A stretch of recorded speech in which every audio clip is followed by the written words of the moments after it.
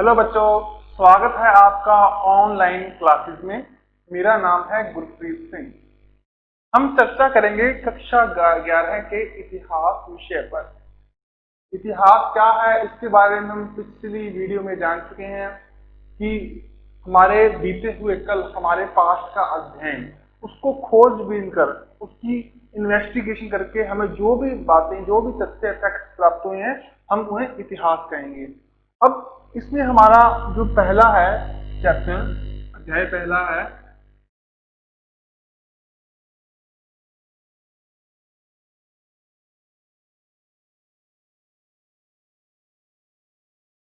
वो है हमारा प्रारंभिक समाज।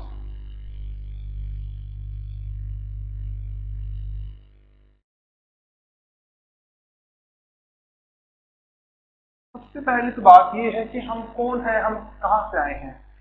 जो आज का मनुष्य है, इसकी प्रजाति का नाम है होमो सेपियंस। होमो सेपियंस।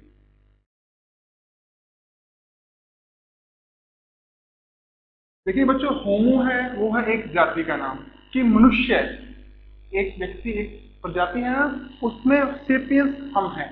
सेपियंस यानी कि बुद्धिमान, बुद्धिमान मनुष्य। मनुष्य की बहुत सी प्रजातियां नहीं हैं, जिसमें एक विशेष या हमारे साथ टकराव रखने वाली प्रजाति थी नियांडरथल। ठीक है ना। इसके बारे में भी हम पूरा जानेंगे। जैसे आज के समय में कितनी जातियां हैं, भेड़ों की बहुत जातियां हैं, कुत्तों की बहुत जातियां हैं, गायों की, भैंसों की बहुत ज्यादा जातियां हैं, गधों की बहुत जातियां हैं, घोड़ों की जातियां हैं।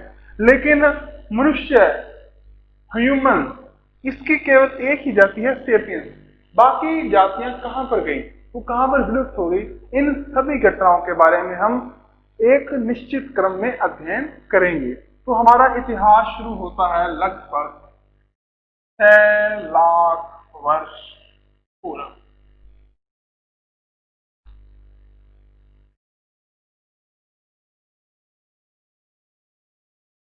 क्या हुआ था 6 लाख वर्षों पूर्व, इसके बारे में हम जानेंगे। तो देखिए बच्चों, इस अध्याय को हम दो भागों में विभाजित करके देखेंगे।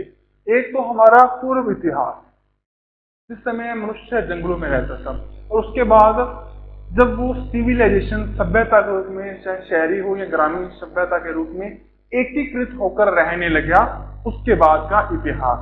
ठीक है बच्चों। तो सबसे पहले हम जानेंगे कि मनुष्य का जन्म कहाँ पर हुआ, और उसके बाद वो किस तरह से इतनी दूर तक फैला। ठीक है।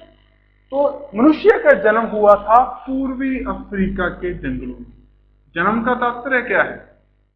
एकदम वो अपने अस्तित्व में आ गया था, ऐसा बिल्कुल भी नहीं था। जब पृथ्वी का निर्माण हुआ तो बहुत से ऐसे घटक थे जो, जिसने धीरे धीरे मनुष्य के जन्म मनुष्य का जन्म किया, मनुष्य इसके कारण अस्तित्व में आया। और देखिए बच्चों, आपको एक तो नक्शा, सभी सभी मैप याद होने चाहिए पृथ्वी के, चाहे भारत के, चाहे राजस्थान के, जो भी हो। ठीक है ना।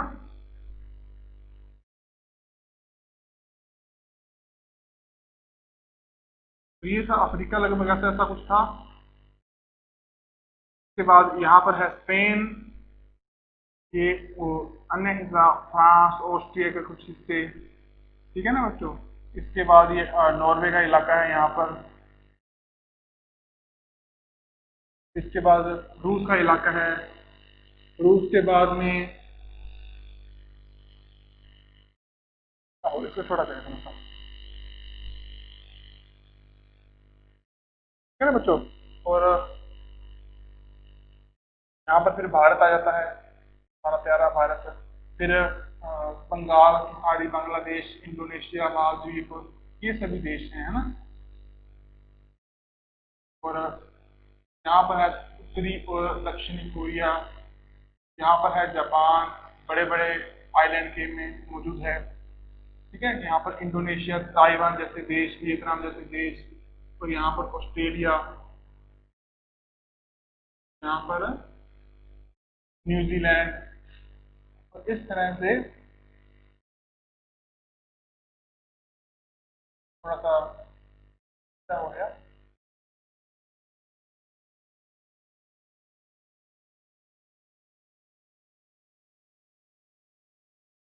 उम्मीद है बच्चों आपको ये सब दिख रहा होगा। तो ऐसा करते हैं, इसको दोबारा बनाते हैं। देखिए बच्चों, मनुष्य का जन्म हुआ था पूर्वी अफ्रीका के कुछ इलाकों में। पूर्वी अफ्रीका से वो किस तरह से बाहर गया और बाहर क्यों गया? देखिए, इस बाहर जाने के पीछे सबसे बड़ा कारण था उसका सर्वाइव करना, उसका अपने अस्तित्व में रहना। ठीक है ना बच्चों? अब अस्तित्व में सबसे महत्वपूर्ण बात है जीवन जीने के लिए या सरवाइव करने के लिए, वो है भोजन और पानी। एक समय था जब तक अफ्रीका में भोजन की भरपूर व्यवस्था थी, लेकिन जब जब धीरे धीरे आबादी बढ़ती गई तो संसाधनों की कमी होती गई, संसाधन कम होते गए तो लड़ाइयां बढ़ी, आपस में टकराव बढ़ा। उसको शांत करने के लिए या भोजन और अन्य स्रोतों के लिए, उसकी खोज के लिए मनुष्य आगे से आगे जाने लगा। इसी क्रम में मनुष्य विश्व के बहुत से हिस्सों में पहुंचा। जैसे ये है बांग्लादेश का क्षेत्र, इंडोनेशिया वगैरह।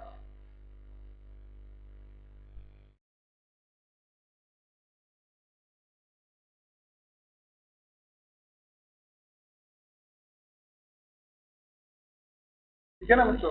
यहाँ पर है ऑस्ट्रेलिया, यहाँ पर द्वीप है वियतनाम वगैरह, जैसे ताइवान, बहुत से द्वीप हैं।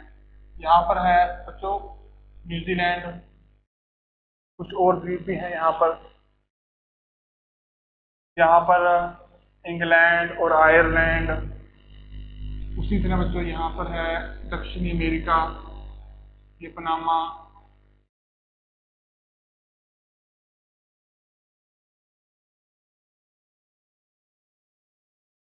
यहाँ पर इस तरह से बहुत सारे देश हैं।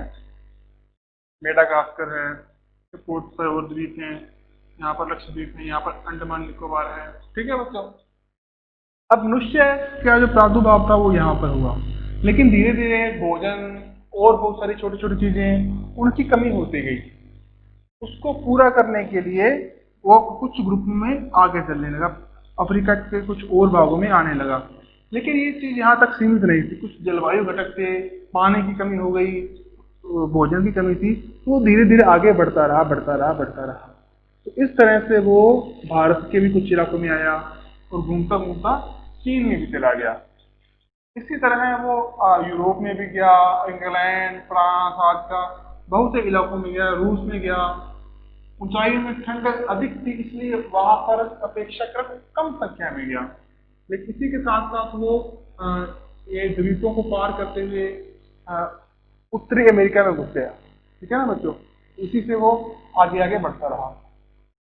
इसी क्रम में वो चीन से दक्षिण हिस्से में होता हुआ यहाँ के द्वीप से होता हुआ ऑस्ट्रेलिया में पहुंचा। अब एक बात आती है कि इन द्वीपों से वो ऑस्ट्रेलिया में कैसे पहुंचा? क्या यहाँ पर पानी नहीं था? उनके पास क्या कुछ ऐसी व्यवस्थाएं थी, क्या बड़ी बड़ी नावें थी जिससे वो पहुंच गया? देखिए, इसमें विद्वानों के बहुत से मत है, लेकिन एक बात पर वो सहमत हैं कि कुछ ना कुछ तो उन्हें बेसिक नॉलेज, आधारभूत ज्ञान था कि उससे उन्हें उन्हें समुद्र पार किया। हो सकता है वो तैरने की कला जानते हो, या हो सकता है कि कुछ समय के लिए वहां पर जलवायु परिवर्तन ऐसे रहे हो कि समुद्रों का पानी कुछ नीचा हो, या कुछ समय पर नीचा हो जाता हो, तो उन्हें जाने की सहूलियत थी। तो धीरे धीरे इन्हें पार करते हुए ऑस्ट्रेलिया भी पहुंच गए। अब हमें क्या पता लगे कि ये जो लोग अफ्रीका के लोग थे? देखिए, ये जिस एक विशेष पथ पर जा रहे हैं, ये पथ है ना, तो यहाँ पर वैज्ञानिकों ने, भूगर्भ वैज्ञानिकों ने या कुछ और बहुत से फोरेंसिक वैज्ञानिकों ने जीवाश्मों की खोज की। जीवाश्म, अब जीवाश्म क्या होते हैं? देखिए, हजारों वर्ष पूर्व अगर कोई जानवर किसी कारण से मर गया तो वो किसी जाकर चट्टानों में फंस गया, या फिर ऐसे बर्फीले क्षेत्रों में फंस गया जहां पर उसकी हड्डियां खत्म नहीं हुई है, उसके जीवाश्म, उसके शरीर के कुछ अंश खत्म नहीं हुए। बाद में भूगर्भ वैज्ञानिकों ने उन्हें खोजा, लैब में ले जाकर, प्रयोगशाला में ले जाकर उन पर रिसर्च की गई, उनकी हड्डियों को तोड़कर उसके डीएनए का परीक्षण किया गया। तो यहाँ के डीएनए, यहाँ पे जो फोसिल्स, जो जीवाश्म मिले हैं अफ्रीका के, वहां के डीएनए और इन डीएनए में बहुत समानता देखने को मिली है। इससे हम कह सकते हैं कि निश्चित रूप से जो होमो सेपियंस था, उसने जब माइग्रेट किया अपने बेहतर भविष्य की तलाश के लिए, अलग अलग जगहों पर गया तो उसका पक्ष बिल्कुल निश्चित रूप से यही रहा होगा, इसी क्रम में वो आगे बढ़ा होगा। ठीक है ना बच्चों। अब एक विशेष बात और आती है कि मनुष्य ही क्यों, इतना बुद्धिमान मनुष्य ही क्यों था, है ना। तो ये एक साइंटिफिक चीज है, इस विज्ञान से जुड़ी हुई है कि इससे पहले अफ्रीका में घास के मैदान थे। बिल्कुल हम समझ सकते हैं, घास के मैदानों के कारण, ऊंची ऊंची घासों के कारण शिकार करना मुश्किल था, क्योंकि शिकारों को दूर से देखना पड़ता था। ठीक है ना बच्चों। वो धीरे धीरे अपने दो पैरों पर चलने लगा, खड़े होकर चलने लगा। खड़े होकर चलने से उसकी टांगों का विकास कम हुआ और अब उसके मस्तिष्क का विकास ज्यादा हुआ। इसी तरह से मनुष्य होमोसेपियंस बन गया। लेकिन ऐसी बहुत सी प्रजातियां थी, जैसे नियांडरथल, वो भी मनुष्य की एक प्रजाति थी, वो क्यों विलुप्त हो गई। आज हम देखते हैं ना, कुत्तों की बहुत सी प्रजातियां हैं, हाथियों की प्रजातियां हैं, हर किसी जानवर की अनेक स्पीशीज, अनेक प्रजातियां हैं। लेकिन ऐसा क्या हुआ कि मनुष्य की केवल एक ही प्रजाति बची, वो है हम। तो हम एक कॉमन सी बात पर डिस्कस करेंगे कि आज के युग में अगर आज के समय में दो अलग अलग विचारधाराओं के मानने वाले लोग या किसी दो देशों के लोग, चाहे वो कैसे हों, चाहे वो भारत पाकिस्तान के हों आपस में, या इजराइल और जॉर्डन के आपस में हों, या इजराइल और अन्य जो मुस्लिम देश हैं उनके आसपास वहां के हों, उन दोनों में कितना टकराव है, छोटी छोटी बातों पर लड़ पड़ते हैं, है ना। तो ऐसा हम क्यों नहीं मान सकते कि उस समय आज के जैसे धर्म नहीं होता ही, फिर भी उनमें मतभेद ना हो, उनमें लड़ाइयां ना हो, अपने अस्तित्व को, अपने राजनीति को चमकाने के लिए, अपने सत्ता को चमकाने के लिए, अपने एरिया की हिफाजत करने के लिए क्यों न उनमें संघर्ष हुआ हो, और इस संघर्ष में जो नियांडरथल थे वो खत्म हो गए। अब होमोसेपियंस खत्म क्यों नहीं हुए। जो होमोसेपियंस थे,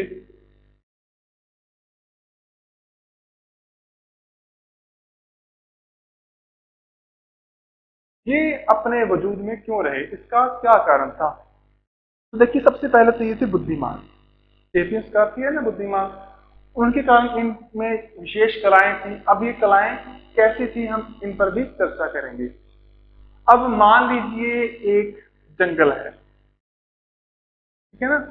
एक जंगल में एक आइलैंड है, एक द्वीप है, उसमें किसी एक चिंपैंजी को छोड़ दिया जाता है और एक मनुष्य को छोड़ दिया जाता है। तो उन दोनों में से कौन अधिक समय तक सरवाइव कर सकेगा, वहां पर जी सकेगा या अपना जीवन यापन कर सकेगा। निश्चित रूप से वो होगा चिंपैंजी,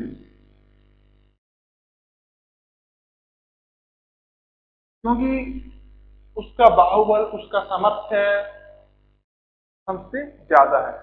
लेकिन अगर एक और एक, यानी एक मनुष्य और एक चिंपांजी में लड़ाई करवा दी जाए, संघर्ष करवा दिया जाए, तो कौन जीतेगा।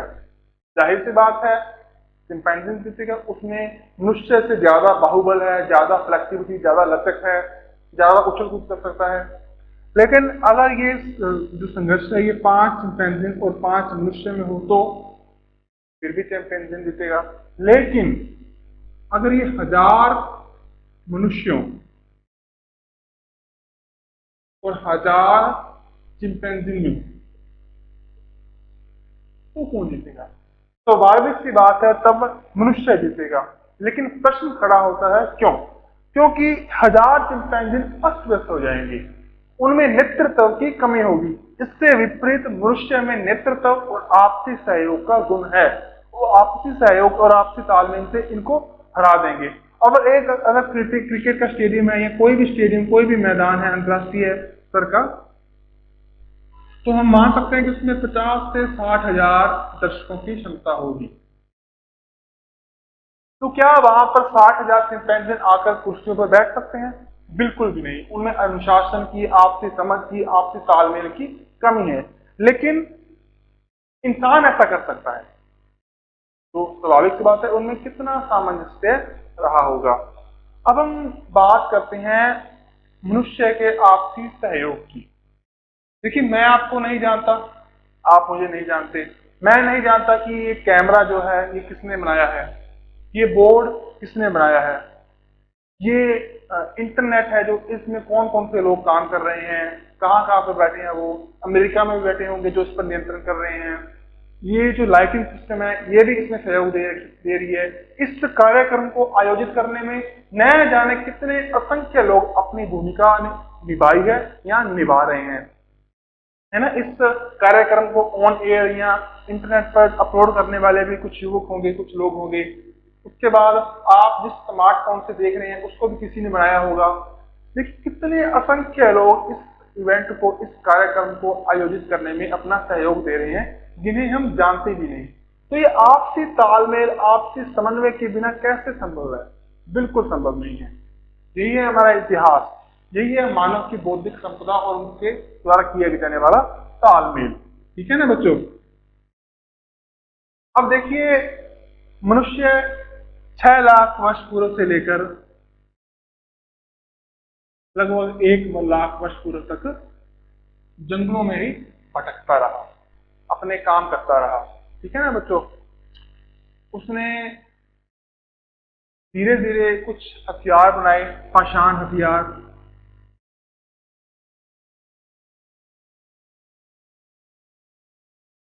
ठीक है। वो हथियार किस काम आते थे? वो काम आते थे जंगली जानवरों को मारकर खाने के लिए। अपना पेट भरना था उन्होंने, सरवाइव करना था, तो जानवरों को मारते थे। कुछ ऐसे हथियार खुदाई में, एक्सकेवेशन में पुरातत्ववादियों को मिले हैं। ठीक है ना। धीरे धीरे उनका विकास होता गया, जो उनके हथियार से वो और अधिक चिकने, और अधिक बेहतर होने लगे। और इसके बाद मनुष्य ने खोज की अग्नि की, आग की। इस खोज के कारण एक क्रांतिकारी परिवर्तन हुआ। अब हम क्रांतिकारी क्यों कहेंगे? देखिए क्रांतिकारी का अर्थ है एकदम ये ऐसा परिवर्तन जिसे हम पचा नहीं पाए। ऐसा कैसे हो गया भाई? विद्वानों ने इसे क्रांतिकारी शब्द नाम दिया। अब अग्नि के आने से क्या हुआ? वो भोजन जिसे मनुष्य को, कच्चा भोजन जिसे मनुष्य को खाने में 5 से 6 घंटे, 8 घंटे प्रतिदिन लगते थे। देखिए कितना अंतर है।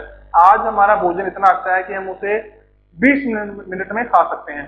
लेकिन जो पुराना समय था, आदि मानव के बाद का समय, 6 लाख वर्ष से लेकर हम माने कि लगभग 1 से 2 लाख वर्ष पूर्व तक मनुष्य को भोजन खाने में प्रतिदिन 8 से 9 घंटे का समय बिताना पड़ता था।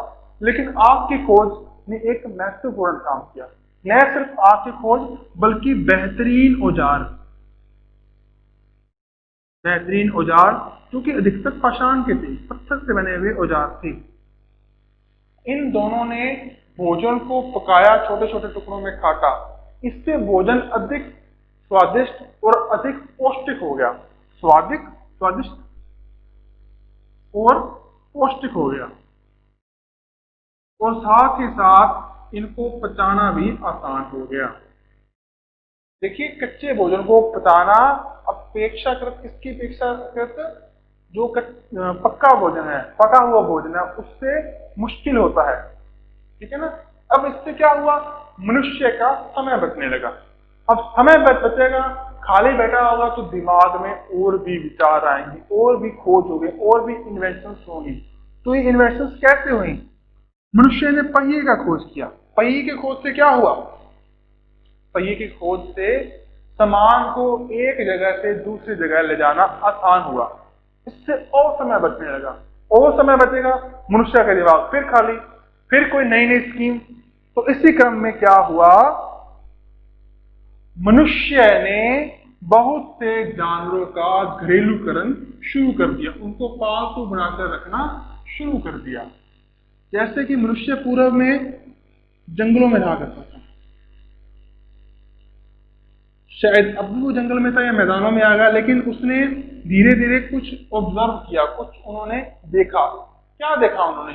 उन्होंने देखा कि कुछ विशेष फसलें, ये फसलें किसी खास मौसम में होती हैं, किसी खास जलवायु में होती हैं। उनको कैसा पानी की आवश्यकता हुई, किस मौसम में हुई, क्या क्या उसके लिए पोषक तत्व जरूरी थे, किस तरह से उस फसलों को बीजा गया। तो इससे शुरू हुई खेती की। अब हम पहुंच चुके हैं 10,000 वर्ष पूर्व लगभग। मनुष्य खेती करने लगा। खेती को क्या कहेंगे? खेती थी हमारे जंगली शाक, जंगल के जो पौधे थे उसका घरेलूकरण, जंगली उत्पादों का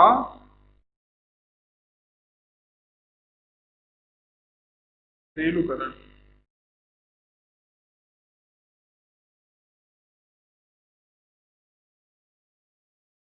तो ये थी कृषि। और इसी तरह से पशुपालन किया जाने लगा। अपने हितों को साधने के लिए मनुष्य गधों को, गायों को, बैलों को, मुर्गियों को, बकरियों को, आदियों को पालने लगा, ताकि उनसे दूध का दोहन किया जा सके, उनसे मांस को लिया जा सके। उसके अलावा ऊनी और रेशों का, कपास का उत्पादन किया जाने लगा, उससे कपड़ों की बुनाई होने लगी जो आगे काम आई उनके। 10,000 वर्ष तक मनुष्य, पूर्व तक मनुष्य इतनी तरक्की कर चुका था। इसने कृषि का डोमेस्टिकेशन किया, उसको घरेलू करने किया और जानवरों को पालतू बनाया। ठीक है ना बच्चों? अब इसके बाद हम चर्चा करेंगे कि आगे क्या हुआ बच्चों। जंगली उत्पादों के बाद मनुष्य एक स्थायी बस्ती में रहना उसने शुरू कर दिया। स्थायी बस्ती और खाना बदोश जो काम था उसका वो छोड़ दिया। खाना बदोश जिंदगी को छोड़कर एक स्थायी जिंदगी में रहने लगा। इसका क्या तात्पर्य है? खाना बदोश थे घुमक्कड़, क्योंकि मनुष्य कभी भी किसी एक जगह पर टिकता नहीं था। वो मनुष्य जो अब से पहले तक एक किसी खास ठिकाने पर, किसी शहर में, किसी गुफा में या अस्थायी निवास में रहा करता था, वो एक खास जगह पर भवन या कुछ कुटिया बनाकर कुछ स्थायी निवास करके रहने लगा, क्योंकि उसने खेती शुरू कर दी थी। अब खेती है, ये कृषि है, उसको उत्पादन करने के लिए, उसको जोतने के लिए, उसका कल्टीवेशन करके उससे अंतिम उत्पाद प्राप्त करने तक कुछ 3, 4 या 5 माह का समय लगता था। इस समय तक उसको अपनी फसल की हिफाजत करनी थी, तो वो रुकने लग गया। उसने एक स्थायी बस्तियों का निर्माण किया और ये स्थायी बस्तियां धीरे धीरे बड़ी होने लगी। उसमें कई परिवार आकर रहने लगे। ठीक है ना बच्चों? अब कई परिवार आकर रहने लगे तो उन्हें कबीला कहा जाने लगा। कबीले बन गए इस समय पे जाकर। बहुत क्रांतिकारी बदलाव था। एक मनुष्य जो इससे पहले तक बिल्कुल जानवरों की तरह रहा करता था, अब उसने कुछ संस्कृतियों को, कुछ खास स्थायी निवासों को अपना लिया था। इसके बाद क्या? इसके बाद एक और खास क्रांतिकारी परिवर्तन आया, वो आया व्यापार।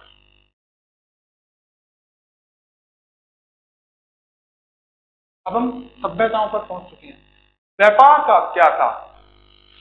व्यापार था अपने पास जो सामान अधिक है उनको दूसरों को बेचना। देखिए, इस समय तक गोदाम आदि बन चुके थे। मनुष्य के पास उसकी आवश्यकता से अधिक सामग्री थी, चाहे उसने पशुपालन किया हो, ताकि जब इससे पहले तक वो शिकार करता था तो रोज शिकार करता था, खाता था। लेकिन कुछ समय ऐसा भी था जब उसके पास संसाधन कम हो जाते थे, उसको शिकार पर खाने के लिए या शिकार करके कुछ खाने के लिए रोजाना उत्पाद नहीं मिलते थे, तो उसने उन सभी जानवरों को अपने पास पालतू बनाया, उनको खाना खिलाने लगा और उनको रखने लगा अपने ही पास। ठीक है ना बच्चों? तो इसी के क्रम में आगे बढ़ा वो, उसने व्यापार शुरू किया। अपने पास जो चीजें थी उनको दूसरी जगह बांटने लगा। और अब व्यापार से क्या हुआ? कुछ 100 परिवारों ने, 50, कितने भी परिवारों ने मिलकर एक कबीला बनाया। अब ये जाएंगे दूसरे परिवारों के पास, व्यापार करेंगे। वो इनके पास आएंगे, ये किसी तीसरे के पास जाएंगे, वो किसी चौथे के पास जाएंगे, फिर ये इनके पास कर जाएंगे। इनमें आपस में आना जाना, आपस में व्यापार शुरू हो गया, तो इनकी संस्कृतियों का भी आदान प्रदान हुआ। ठीक है? जिसमें से बहुत सी विषयों में सभ्यताएं निकल के आई और उनमें हम एक जिक्र करेंगे, एक सभ्यता का जिक्र करेंगे, वो है मेसोपोटामिया। विश्व की एक महान सभ्यता जिसकी खोज होने के बाद आर्कियोलॉजी ने हमारे पुराने इतिहास के बारे में बहुत कुछ जानने में हमारी मदद की और उसके बारे में हमारा नजरिया ही बदल दिया। लगभग 7,000 वर्ष पूर्व मेसोपोटामिया।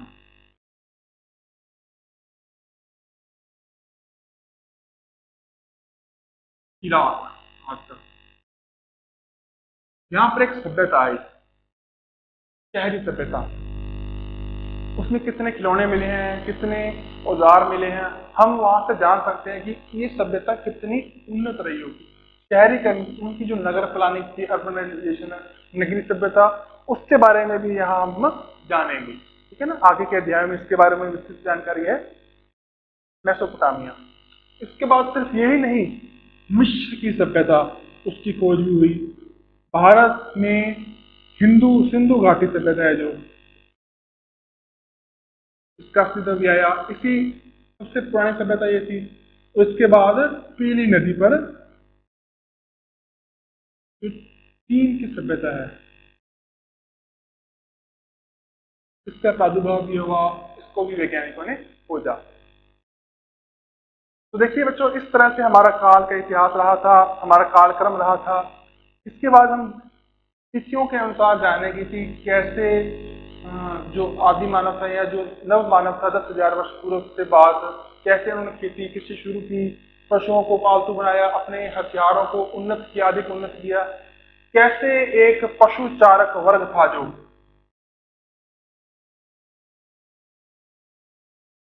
उसने एक महत्वपूर्ण भूमिका निभाई। पशुओं को चराने के लिए इधर उधर जाएगा वो, ठीक है, व्यापार करेगा, विचारों का आदान प्रदान होगा।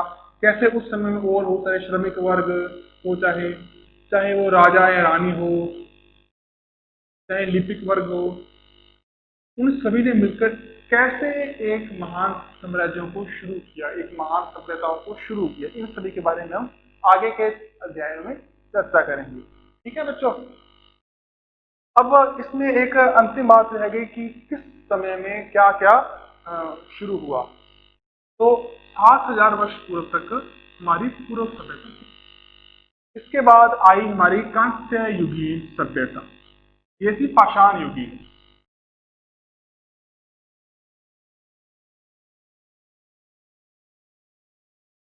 इस समय में जो हथियार मिले हैं वो अधिकतर पाषाण यानी कि पत्थर से बने हुए थे। इन्हीं के टूल्स का, इन्हीं के उपकरणों का हम इस्तेमाल करते थे। इसके बाद आया लगभग 7,000 वर्ष पूर्व से लगभग 2,000 से 2,500 वर्ष पूर्व तक का। इस क्रम में क्या हुआ, इस क्रम में मनुष्य तांबे, टिन और पीतल जैसे कुछ उत्पादों के बारे में, कुछ धातुओं के बारे में जान चुका था। इसने उससे कुछ बर्तन बनाने शुरू किए, इससे भोजन को पकाना अधिक सरल हो गया। कुछ हथियार भी बने इससे जो आगे व्यापार में कुछ काम आए, कुछ बर्तन बने। इसके बाद समय आया लोह युग का। लोह युग लगभग 1,000 वर्ष पूर्व से 600 वर्ष पूर्वों के बीच लोहे की, ईसा पूर्व आएगी बच्चों, ठीक है, लोहे की खोज हुई। इस तरह ही हमारे पास 3 संस्कृतियां हैं। कौन कौन सी? पाषाण युगीन संस्कृतियां और सभ्यता, कांस्य युगीन सभ्यता या संस्कृति, और अंत में लोह युगीन सभ्यता, जिसके बाद हमारी लोहे की खोज हुई और उसका विकास हुआ, उससे हथियारों का निर्माण हुआ, साम्राज्यों में आपसी संघर्ष को जन्म दिया, साम्राज्यवाद की भावना का विस्तार हुआ। इन सभी के बारे में हम अगले अध्याय में जिक्र करेंगे। ठीक है बच्चों, ये आपका चैप्टर यहीं पर पूरा होता है। इसके बाद हम चर्चा करेंगे कि कैसे मनुष्य का प्रादुर्भाव हुआ 10,000 वर्ष के बाद, उसकी जो जीन की संरचना थी उसमें कैसे बदलाव हुआ, उसके शरीर में कौन कौन से बदलाव हुए जो आगे जाकर प्रभावी हुए। ठीक है बच्चों, धन्यवाद।